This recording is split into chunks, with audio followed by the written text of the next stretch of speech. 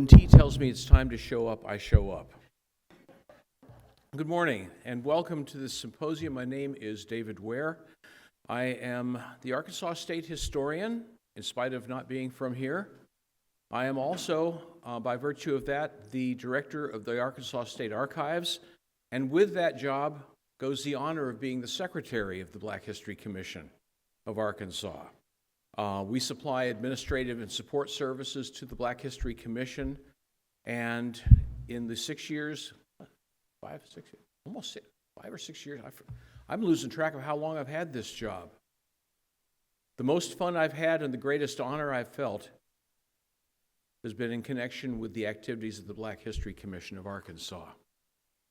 The Black History Commission of Arkansas has its roots back in the last millennium, when the efforts of a few pioneers led by North Little Rock educator Curtis Sykes led to the formation of a committee which was later reconfigured into a state commission appointed by the governor. I think it's worth reading out its duties. Gives you a sense of why we're here today. The Black History Commission of Arkansas is created and established for the purpose of advising the Secretary of the Department of Parks, Heritage, and Tourism with respect to gathering, developing, and keeping the history of a segment of Arkansas society whose history has been overlooked and forgotten, has been simply neglected because of a lack of concern. Collecting materials bearing on the history of Black Arkansans from the earliest times. Encouraging historical work and research in the background of Black Arkansans to help the young citizens of this state appreciate their heritage, and performing work in relation to the history of Black Arkansas. And it's, I think, in that last category that we meet here today. It's a good day. Now, those of you who've heard me talk before have probably heard me say what I'm about to say. Years ago, from a minister friend, I got a line that I've used shamelessly ever since. He was very fond of it. He said, "The righteous stand up, the rest of us stand around." Our topic today is education in Arkansas. And I would suggest to you, I suspect there might be a couple of teachers in the room somewhere, so this may be preaching to the converted, that educators are high in the ranks of the righteous. And so are those who make education possible, the enablers, those who fund education, those who build schools, those who get voted onto school boards, those who push for education. They're standing up too. Now, education is dangerous. Why, you might ask? Because education brings knowledge and brings context. Knowledge leads to questions. Questions lead to more questions. More questions lead to understanding, and understanding often leads to a demand for change for the better. There are those who are reluctant to embrace change because they like what they've got, they like the way things are. Education lights a candle under them, makes it possible to get them uncomfortable, makes them get off dead center, work towards changing things for the better. That's what schools do. That's what educators do. Change is good because it makes better possible. I look forward to the programs we have today. There's a lot more to say about the history of education, about the politics of education, about the theories of education, and these are all historical topics, even if they continue into discussions of the present day and looking towards the future, because history is not confined to what happened back then. It didn't stop the day before yesterday. History, like the past, is not dead. It's not even the past. It's not even history. History is the future. What happened before shapes what we live in now and what we're working towards in the future. And so the topic of education, how it's been promoted, how it's been made possible, very much a current events topic as well as an historical topic.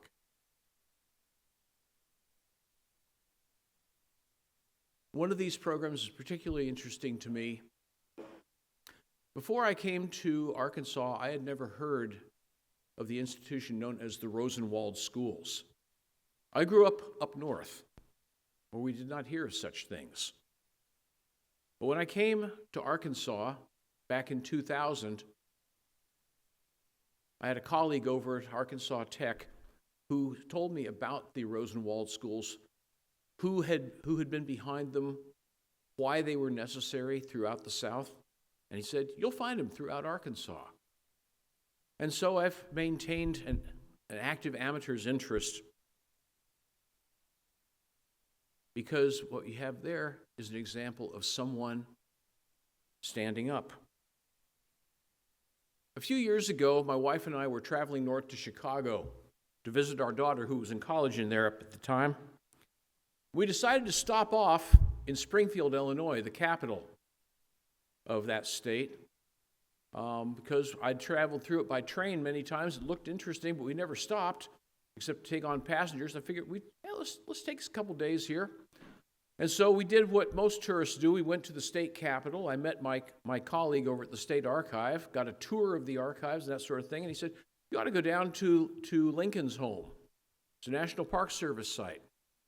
And so we had a spare afternoon, so we went down to what you might call Lincoln Land. It's a preserved neighborhood with houses that were there when Abraham Lincoln lived there back in the 1850s. And touring Lincoln's house is possible. The Park Service preserves it as a memorial to Abraham Lincoln, even though it went through several sets of hands and a lot of modification after he and Mary Todd Lincoln left for Washington and never came back. But it gives you a charge to be in the presence of a house that was associated with someone like that, one of those who stood up. It's a popular attraction, and so we had to take timed tickets. And while we were waiting for our time to come up to enter the Lincoln House, we walked around the neighborhood. And it was a sunny afternoon, and I found a shady spot to stand to get out of the sun, leaning up against a placard in front of an old house that the Park Service uses for office and storage. I turned around. This is just across the street from Lincoln's house and a couple doors down. I turned around and read that this was the house in which Julius Rosenwald had grown up. Rosenwald's family moved there after Lincoln had left Springfield, but Julius Rosenwald, one of the righteous, had grown up across the street from the home of another such. I've always wondered since then, was he maybe inspired to do the good works he did by having grown up in proximity to a site so hallowed as Lincoln's home? I don't know, but it's worth considering. So that's what I'm looking forward to today, 3 great presentations. And I'd like to discharge one other promise that I made.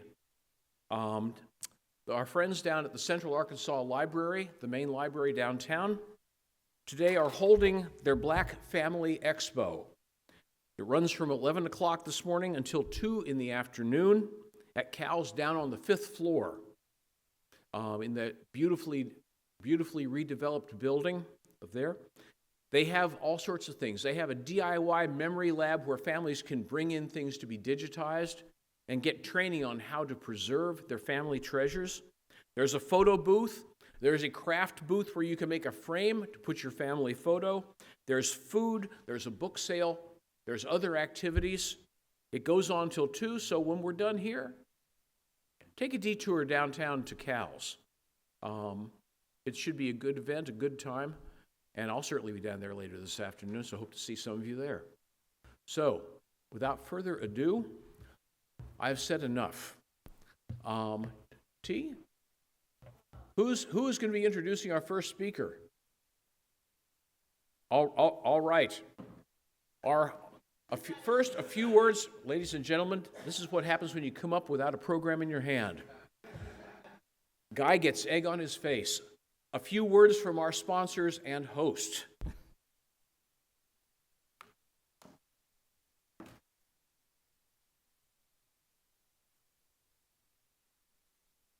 Good morning, everyone. It is so good to see you all. My name is Courtney Bradford, and I am the curator here at the Mosaic Templars Cultural Center.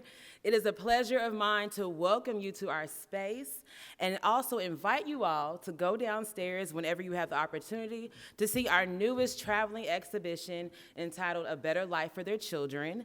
It is based off of a book by the same name, from the author Andrew Filer, who was an amazing photographer and historian who went around to Rosenwald schools across our country to document any building that was still physically standing, any space that was still there, and also to document the stories of former students, descendants of people who would have donated to those institutions, and for us to be able to learn more about Rosenwald, Booker T. Washington, their relationship and their love and care for education, but especially in the African American community. Without further ado, I will leave it to the next person to introduce our first speaker. Thank you all so much.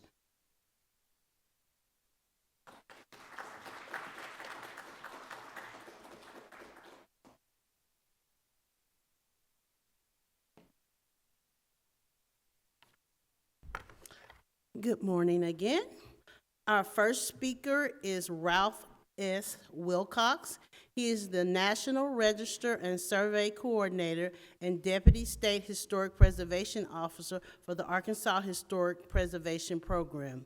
A native of Midville, Pennsylvania, he is a graduate of Altonia Area High School and holds a BA in History from Westminster College in New Wilmington, Pennsylvania, as well as an MS in Historic Preservation from Ball State University in Munich, Indiana. After beginning his career with the Indiana Division of Historic Preservation and Archaeology, Mr. Wilcox joined the Arkansas Historic Preservation Program in April of 2002. During his tenure, he has authored approximately 200 National Registry of Historic Resources, from submarines to steam locomotives to telephone booths and drag strips. Mr. Wilcox has been actively involved in professional service, serving on the board of the directors of the Society for Commercial Archaeology from 2007 to 2015, and on the board of directors of the Southeast chapter of the Society of Architectural Historians from 2022 to 2025. He currently serves on the Board of Trustees of the Arkansas Historical Association.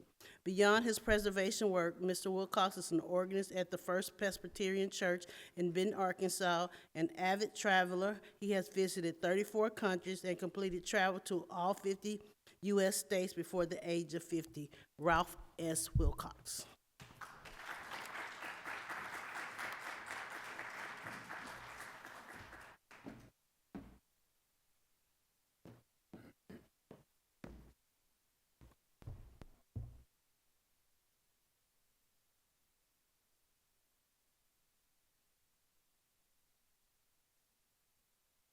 Good morning. Can everyone hear me okay? Okay, good. Just out of curiosity, how many of you have heard of Rosenwald schools before? Okay, pretty good number. And it looks like there's some who have not heard about Rosenwald schools before, which is good. We will talk about Rosenwald schools this morning. We'll also talk about Julius Rosenwald a bit. And there should be, hopefully, time for questions at the end. In 2002, when the National Trust for Historic Preservation announced its list of the country's 11 most endangered historic places, it included Rosenwald schools of the South and Southwestern states. When describing the threat to the schools, the National Trust noted that, despite the school's historical significance, only a small percentage of Americans are familiar with the structures and their impact on our nation's history. While some schools are being preserved for community use, lack of resources and neglect still threaten many others. I was one of those people who was not familiar with the Rosenwald schools and their impact in history. Like David Ware, I was from up north. I was born and raised in Pennsylvania, and I had never heard of them. We didn't have any Rosenwald schools in Pennsylvania. So when the National Trust list was announced, and I realized that there were Rosenwald schools built in Arkansas, I then began to see what I could find about our state schools, and the Arkansas Historic Preservation Program's efforts to determine the status of our schools began. Prior to 2002, 3 schools with Rosenwald connections had already been listed on the National Register of Historic Places. Dunbar Junior and Senior High School and Junior College in Little Rock had been listed on the National Register in 1980. And I will also say that we have just updated this National Register nomination so that it is now nationally significant across the country instead of just statewide significance. That happened actually within the last couple of weeks. Also, the Marion Colored High School had been listed on the National Register in 1995. A third building, which was listed as a Rosenwald school in Delight in Pike County, had been put on the National Register in 1990. Although the building was likely on the site of a previous Rosenwald school, the current building that was listed was built in 1938 by the WPA and was therefore not built as part of the Rosenwald school program. However, little other efforts had been made to identify the state's Rosenwald schools, so a concerted effort was begun in 2002 to get a better understanding of the state of Arkansas's Rosenwald schools. So let's explore Arkansas's Rosenwald schools and how they came about through the efforts of 2 very different men, Northern businessman and philanthropist Julius Rosenwald, and Southern African-American author and educator Booker T. Washington. Julius Rosenwald was born August 12, 1862 in Springfield, Illinois, to Jewish immigrant parents. He never finished high school or attended college, but went into the clothing business instead. His philanthropy began with the support of Jewish immigrants from his family's heritage, and then expanded to include blacks after he was influenced by Booker T. Washington's autobiography, Up From Slavery. Rosenwald believed that a philanthropist should focus on expendable rather than endowment resources. He felt that donors needed to make sure that their contributions would make the most impact within their lifetimes. The needs and problems of future generations, he believed, should be left to the philanthropists of the future to solve. After entering the clothing business in 1878, Rosenwald was able to gain the financial resources necessary to carry out his philanthropy. He invested $35,000 in the stock of Sears Roebuck and Company in 1895, and in less than 30 years, it grew into $150 million. He became president of the company in 1910 and chairman in 1925. Rosenwald became a trustee of Tuskegee Institute in Alabama in 1912 and made gifts to the rural school movement being carried out by the Institute, primarily through close contact with his friend Booker T. Washington. In fact, Rosenwald's first grant was $25,000 that he gave on his 50th birthday to Washington.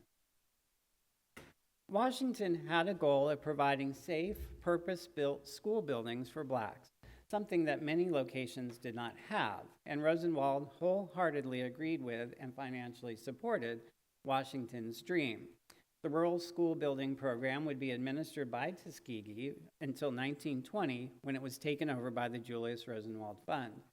And these pictures here show some of the examples of schools that existed here in Arkansas for African Americans prior to the creation of the Rosenwald School Building Program. However, Rosenwald did not exclusively support Tuskegee's rural school building program. Rosenwald's funds also made it possible to build 25 YMCA buildings and 3 YWCA buildings build 25 YMCA buildings and 3 YMCA buildings for African Americans after he initiated a challenge in 1910 where he would give $25,000 to any community that could raise $75,000 for a black YMCA. This one that you see in Chicago is still there today. This stimulated gifts from other philanthropists for similar projects in many northern and southern cities, including the financial support for the Rosenwald Apartments that you see here, a housing development that provided low-cost housing for blacks in Chicago. Rosenwald was also active in a number of Jewish organizations, and he granted substantial financial support to the National Urban League. Also, he was appointed a member of the Council on National Defense and served as chairman of its Committee on Supplies. In many respects, Julius Rosenwald and Booker T. Washington could not have been more different. But what ultimately linked them together and caused them to have a lifelong friendship was the strong desire to improve the educational opportunities for African Americans. Washington was born in 1856 and wrote at the beginning of his book, Up from Slavery, that I was born a slave on a plantation in Franklin County, Virginia. My life had its beginnings in the midst of the most miserable, desolate, and discouraging surroundings.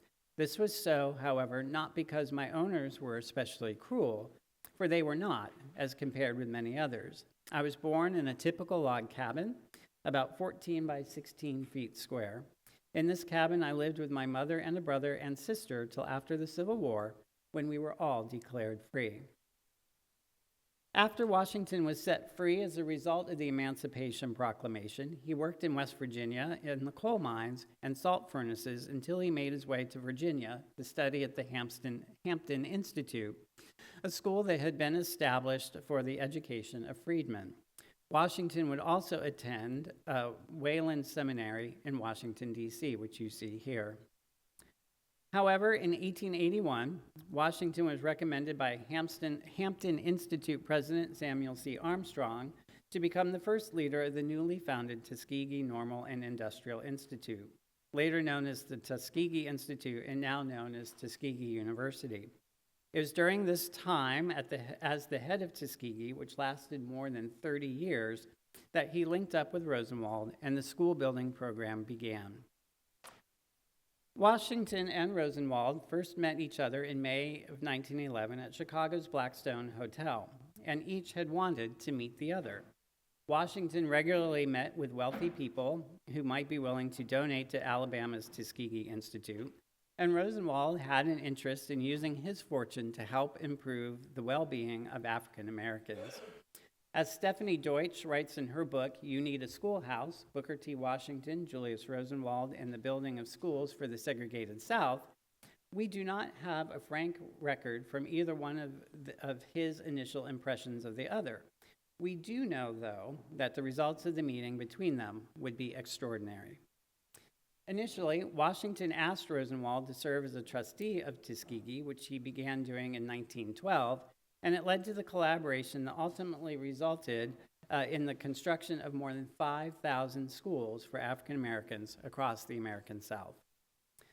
In 1917, Rosenwald established the Julius Rosenwald Fund, which arguably attracted more money for the benefit of Black education than any previous philanthropic undertaking. The fund's broad purpose was the betterment of mankind, but it was aimed more specifically at creating more equitable opportunities for Blacks in the South.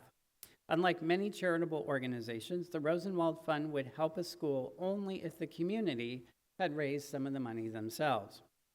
However, having this requirement allowed a couple of things to happen. First, by using his money to essentially leverage other money, it allowed Rosenwald's funds to go farther and accomplish more. Secondly, by requiring the local community to contribute money, time, or materials to a project, it gave them more of a sense of pride, accomplishment, and ownership in the school.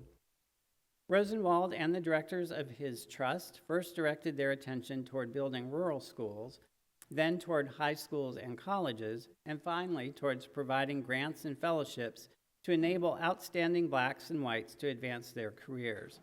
The directors of the trust were also involved in the direction of the curriculum at all levels of education, with their emphasis on the educational needs of rural children.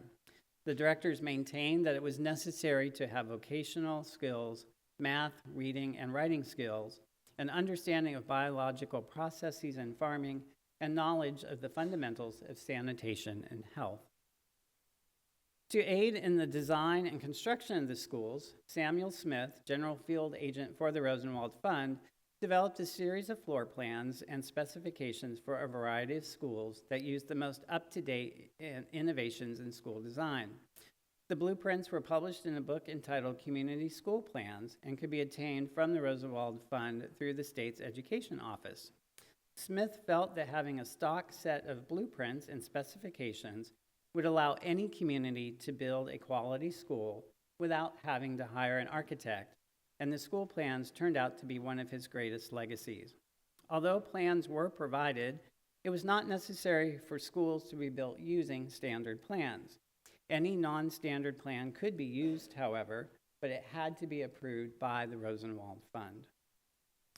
In Arkansas, some of the Rosenwald schools, such as the Selma Rosenwald School and the Lafayette County Training School, used some of Smith's plans, but not all of the state's schools use standard Rosenwald plans. This is the Lafayette County Training School. It is not known for sure if there was a committee that approved the plans. According to Preserving Rosenwald Schools by Mary Hofschwelle, she writes, the Rosenwald program only required an approved plan, despite periodic suggestions that its grants be limited to structures following its own designs. The fund did have a small staff in Chicago, and the Committee of Tuskegee Executive Officers at Tuskegee oversaw the construction program. Recommendations adopted at a conference held at Tuskegee on June 5th and 6th of 1920 stated that plans and specifications for every building shall be approved by an authorized representative of the fund before construction is begun, which suggests that it may not have been a committee. When it came to the construction and finishing of a Rosenwald school, the Rosenwald Fund had very specific instructions, which were spelled out in the book Community School Plans. The book also gave very specific instructions on the site that a Rosenwald school should be built on. With respect to the site of the school, the Rosenwald Fund specified the school should be erected as near the center of population as is possible. It is necessary, too, that the school be located near the public highway, even if by doing it, it is removed somewhat from the center of population. The site must contain at least 2 acres of land for a 1-teacher or 2-teacher school. Larger schools should have more. This will give ample space for the schoolhouse, 2 sanitary privies, a teacher's home, playgrounds for the boys and girls, a plot for agricultural demonstrations, and proper landscaping. In a consolidated school community where they expect to have a 4-teacher building or larger, a teacher's home, hitching stalls or parking sheds, playgrounds, agricultural plots, trees, shrubs, vines, and flowers, 5 acres would make a very desirable school site. With respect to the colors for the buildings, on the interior, the Rosenwald Fund recommended 2 color schemes, with scheme 1 having a cream ceiling, buff walls, and walnut wainscoting, which is very desirable for the interior of the classroom, as it is pleasing to the eye and reflects an abundance of light. For color scheme 2, the fund recommended an ivory cream ceiling, light gray walls, and walnut stained wainscoting. For the outside of the building, the fund noted that white trimmed in gray or gray trimmed in white would be attractive. If it is desired to use a wood preservative stain, a nut brown trimmed in white or cream would be satisfactory. Wherever good shingles are used, it is best to dip them in a green preservative stain. This will add to the life of the roof and the beauty of the building. One of the most interesting non-standard plans developed for a Rosenwald school was actually created by Frank Lloyd Wright in 1928 for Hampton Normal and Agricultural Institute in Virginia. Designed as a practice school for the Institute, it was based on the plan for a 10-teacher school. Wright kept most of the 10-teacher school plan, but moved the auditorium from the front of the building to the rear in order to create an enclosed courtyard patio with pool to encourage play and exercise. The building, which was ultimately never built, was supposed to be built out of fieldstone, concrete, shingles, and cypress boards stained bright colors. And here you can see an architect did kind of a mock-up of what this building would have looked like. And as you can see, it is a very distinctive design. Interestingly, there was at least one case in Arkansas in which a Rosenwald plan was used for a non-Rosenwald school. The District Number 15 school at Alvey in Boone County, which never had any Rosenwald schools, uses Community School Plan Number 4A for a 4-teacher school. The other interesting fact is that the building's cornerstone credits J.O. Baker as being the architect and not Samuel Smith of the Rosenwald Fund. I can only wonder how many people associated with the school in Alvey know that their school utilized a plan developed for African Americans. The first Rosenwald schools in Arkansas were actually built prior to the Rosenwald Fund taking over the school building program from Tuskegee, which occurred in 1917. The Rosenwald Fund was established to carry out the school building program after Washington's death in 1915 at the age of 59. The initial grant that Rosenwald gave Washington and Tuskegee in 1912 established a pilot program that built 6 small schools in Alabama for African American students. The design and construction of the 6 schools, which occurred in 1913 and 1914, was overseen by architects and staff from Tuskegee. The model proved to be successful, and it was expanded beyond Alabama in the subsequent years, including Arkansas. In 1915, 4 schools were built in the state: the Goff School in Hempstead County, the Doss School in Columbia County, the Hamilton School in Cleveland County, and the Piney Grove School in Clark County. And the Goff School, which was completed in the spring of 1915, was officially the first Rosenwald school built in Arkansas. The first 4 schools varied from 1 to 3 rooms and cost between $800 and $2,100 to build. Rosenwald gave $300 to each of them except the Goff School, which received $350.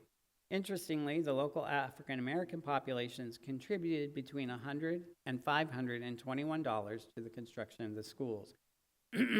A total of 18 schools were completed in Arkansas under the supervision of Tuskegee before the program was supervised by the Rosenwald Fund. Of those schools, the Holt School in Pulaski County was the largest, being a 6-teacher school. However, the Madison School, a 4-teacher school in St. Francis County, was the most expensive building built by Tuskegee, with a cost of $4,500. State records indicate that when the Rosenwald Fund ceased funding school building programs, it had aided in the building of 389 school buildings, including schools, shops, and teachers' homes in 45 counties in Arkansas. A total of 4,977 schools, 217 teachers' homes, and 163 shop buildings were built in 15 states across the South, with the assistance of more than $4.3 million from the Rosenwald Fund, which equals approximately $80 million today.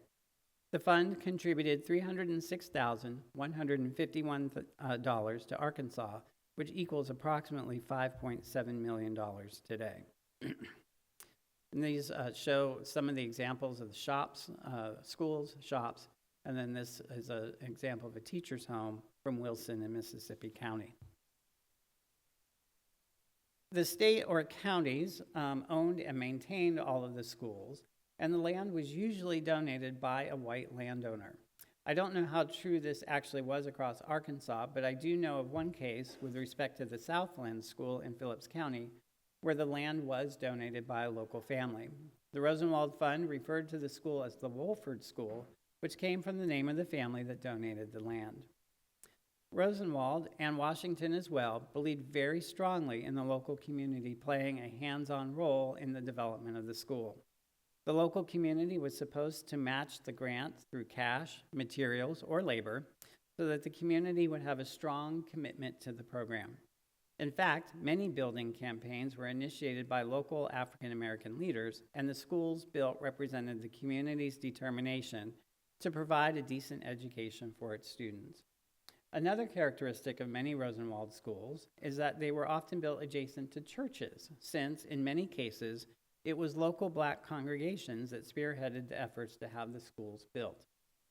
In Arkansas, R.C. Childress of Little Rock was the Rosenwald building agent during most of the time of the fund's existence. An earlier building agent, Percy L. Dorman of Pine Bluff AM&N College, served from 1918 to 1922. Childress was the first degree graduate of Philander Smith College and the second black employee of the state education department. The responsibilities of the Rosenwald building program, building agent, were numerous and included helping the rural community to raise their share of the school's cost, inspecting the new buildings, promoting goodwill between the races, and meeting with and influencing public officials. Meeting with the local public school officials was critical in order to allow the Rosenwald Fund to be able to help in the construction of a modern school building.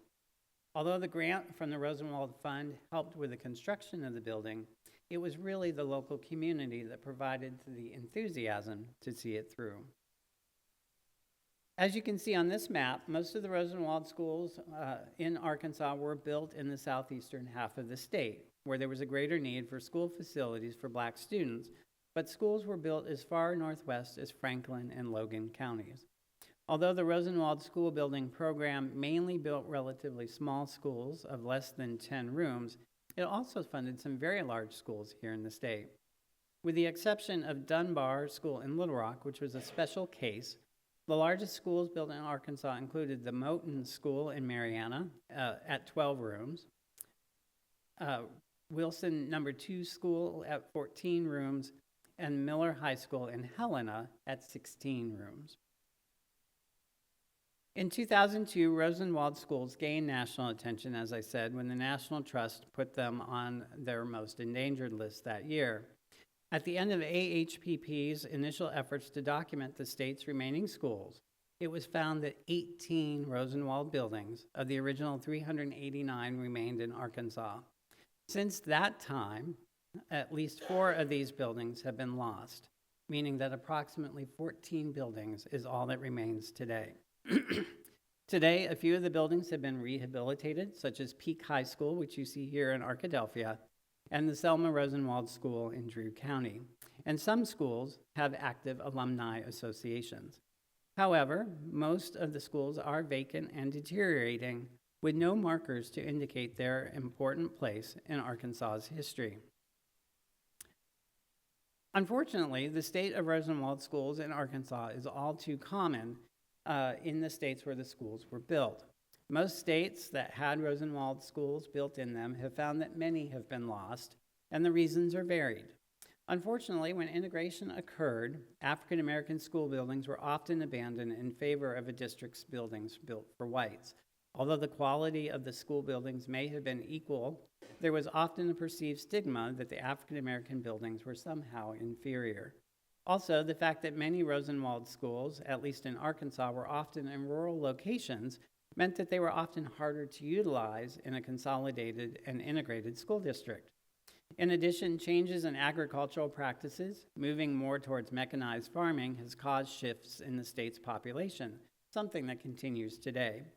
This has also led to the loss of many buildings, since the population no longer exists around a school building to sustain or maintain it. With Julius Rosenwald's death on January 16, 1932 in Chicago, the school building portion of the Rosenwald Fund stopped. However, the fund continued to fund other endeavors, notably a fellowship program, and until the fund closed. Rosenwald had required, in keeping with his beliefs that donors needed to make sure that their contributions would make the most impact within their lifetimes, that the fund spend all of its money within 25 years of his death. However, by 1948, 9 years ahead of the required date, the fund had spent all of its money and it closed. Even though the Rosenwald Fund was involved in a variety of endeavors, the school building program is the part of the fund's work that is the best known and widest reaching by far, reaching into 15 states and affecting the lives of hundreds of thousands of students. The construction of Rosenwald schools across the American South left an incredible legacy on African American education throughout the 20th century, and in some cases, such as Dunbar School here in Little Rock, up to the present day. Arguably, Julius Rosenwald was one of the most significant figures in Southern Black education. Although Rosenwald was a successful businessman, his philanthropic work has always overshadowed his financial success. His involvement in providing grants to build schools for African Americans across the South, including Arkansas, contributed greatly to the creation of better educational opportunities for Arkansas's African American population.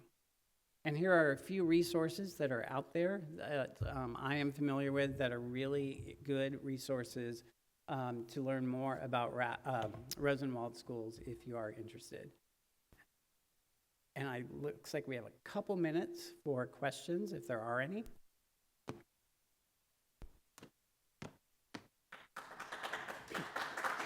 Yeah.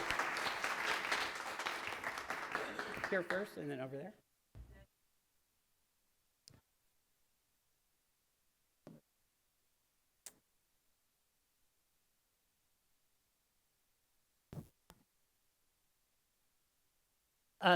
I can tell you that in Conway County, I think the Union Chapel School is the only one that's left.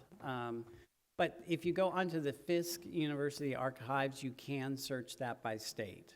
And you may be able to search it by county as well. But I know at the very least you can search it by state. So for your case, the archives, which they've just been redone online and are really, really useful, that would be the source I would recommend.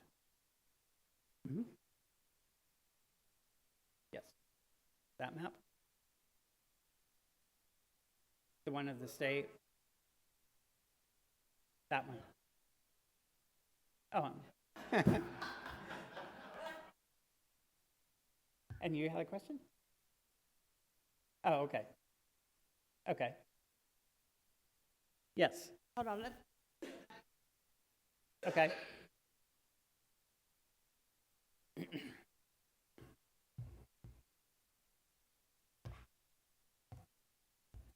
Morning. You should ask people who attended Rosenwald School to raise their hands too.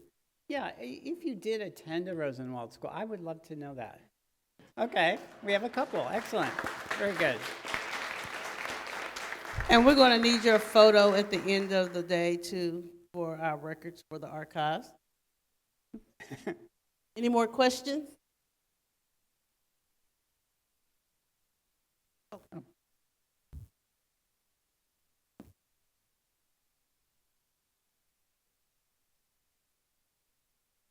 You probably already have said this, but what is the closest Rosenwald school that's still standing? To here? Yes. Dunbar, here in Little Rock. Dunbar Junior High School is the closest one to here. Not including Dunbar, the closest one would be the Bigelow Rosenwald School, which is over in Perry County, just to the west of Little Rock. Oh, okay. Yep. Any more questions?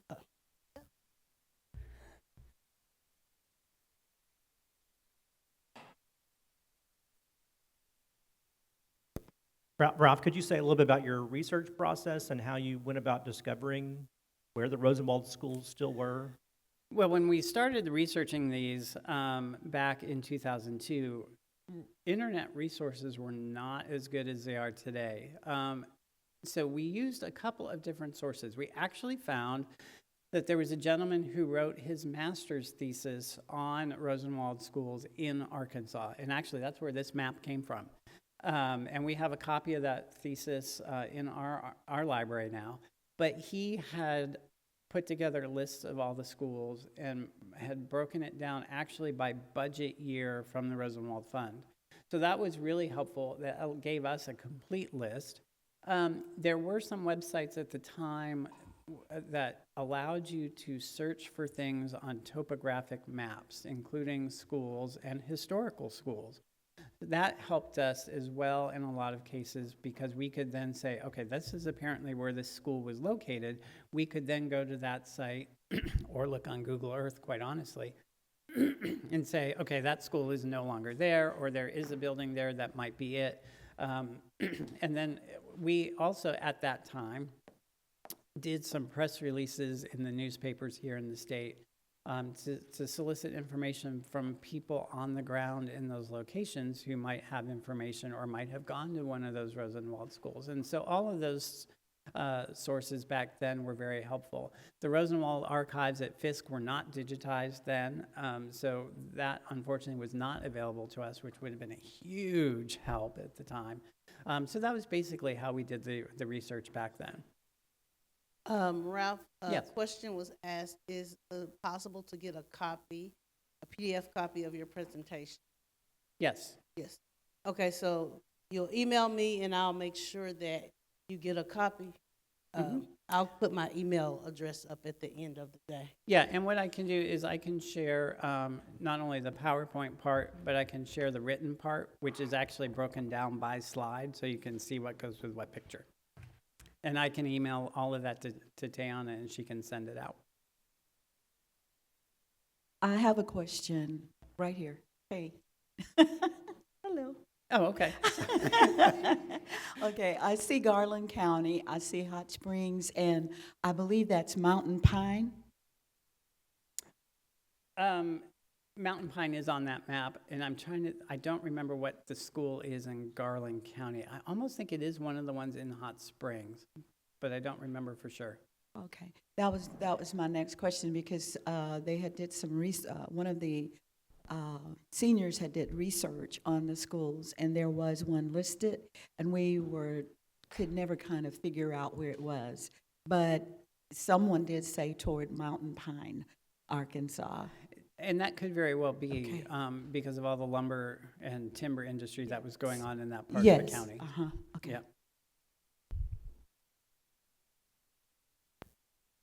Well, okay, if there's not any more questions, we want to thank Mr. Wilcox for that awesome presentation.